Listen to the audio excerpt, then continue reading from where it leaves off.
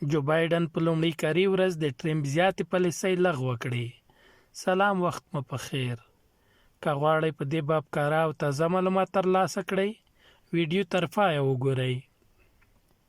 د امریکا نوي ولسمشر جو بایډن د لوړې مراسمو وروسته د امریکا د ولسمشرۍ سپینه ماڼۍ کې په خپله لومړۍ کاري ورځ د پخواني ولسمشر ډونالډ ټرمپ ځینې پالیسۍ لغوه کړې. بایډن د لومړۍ کاري ورځې سره هممهاله په خپله ټویټر پاڼه ولیکل: د اوسني بحران د حل لپاره د وخت ضایع کولو ته اړتیا نشته. جو بایډن دا راز ویلي، که تهران اټومي تړون ته خپله ژمنتیا بیا پیل کړي، نو واشنګټن به هم ورته راوګرځي. هغه د سپینې ماڼۍ خبري غونډې ته دا هم وویل چې امریکا به د خپلو متحدینو او مشرانو سره پر ایران د اټومي پروګرام د محدودیتونو د پیاوړي کولو او غځولو په تړاو لومړنۍ مشورې وکړي. بایډن په لومړۍ کاري ورځ ډېر اجرایوي فرمانونه هم صادر کړل چې د کوویډ-19 ناروغۍ څخه نیولې د اقلیم تر بدلون پورې ډېرې مسلې پوښښ کوي. جو بایډن د امریکا 40م ولسمشر په توګه پرون د لوړې مراسم ترسره کړل او د ولسمشر په توګه یې لومړنۍ کاري ورځ پیل کړه.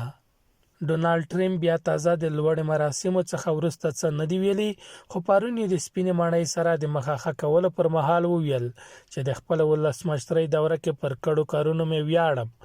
د څه لپاره چې زه او زما ټیم راغلي وو ترسره مو کړل او پر دې ویاړم.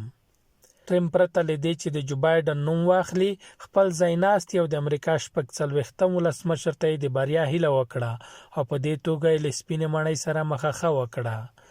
د امریکا ولسمشرۍ ټاکنې تیر 2020 زیږدیز کال د نومبر په 3 ترسره شوې چې ډونالډ ټرمپ خپل سرسخت سیال جو بایډن له لوري مات شو او د امریکا ولسمشرۍ څوکۍ ترې وګټله.